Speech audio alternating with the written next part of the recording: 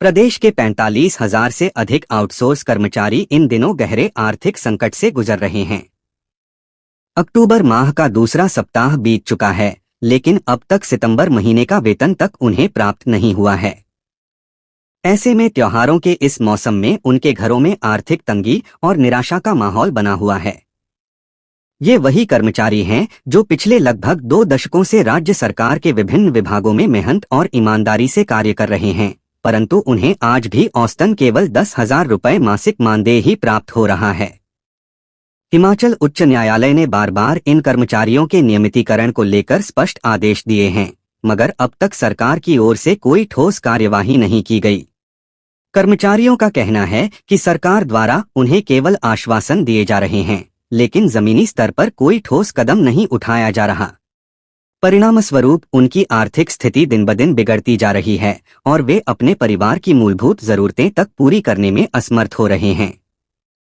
त्योहारों का समय प्रदेश में खुशियों का प्रतीक होता है, लेकिन इन कर्मचारियों के घरों में अब केवल चिंता, निराशा और असंतोष का माहौल है।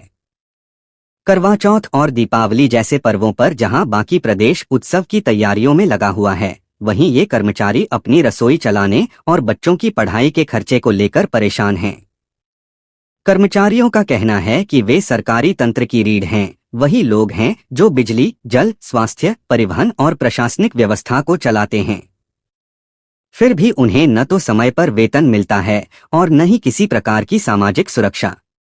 उन्होंने आरोप लगाया कि स्वयं को गरीबों की सरकार कहने वाली सुखू सरकार ने अब तक उनकी समस्याओं को लेकर कोई संवेदनशीलता नहीं दिखाई है।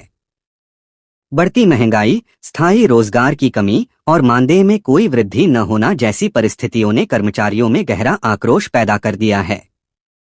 कर्मचारियों ने चेतावनी दी है कि यदि शीघ्र वेतन जारी नहीं किया गया और नियमितीकरण पर ठोस निर्णय नहीं लिया गया, तो वे राज्यव्यापी आंदोलन करने के साथ साथ उच्च न्यायालय का दरवाजा खटखटाने को मजबूर होंगे। कर्मचारी संगठनों का कहना है कि यह केवल वेतन का मुद्दा नहीं, बल्कि सम्मानजनक जीवन जीने का अधिकार है। सरकार जहां अपने घोषणापत्रों में रोजगार सृजन और कर्मचारियों के हितों की रक्षा की बात करती है, वहीं जमीनी सच्चाई बिल्कुल विपरीत है। कर्मचारियों की प्रमुख मांगें: 1 सितंबर माह का लंबित वेतन तुरंत जारी किया जाए ताकि कर्मचारियों को त्योहारों से पहले राहत मिल सके। 2 उच्च न्यायालय के आदेशों का पालन करते हुए सभी आउटसोर्स कर्मचारियों का शीघ्र नियमितीकरण किया जाए।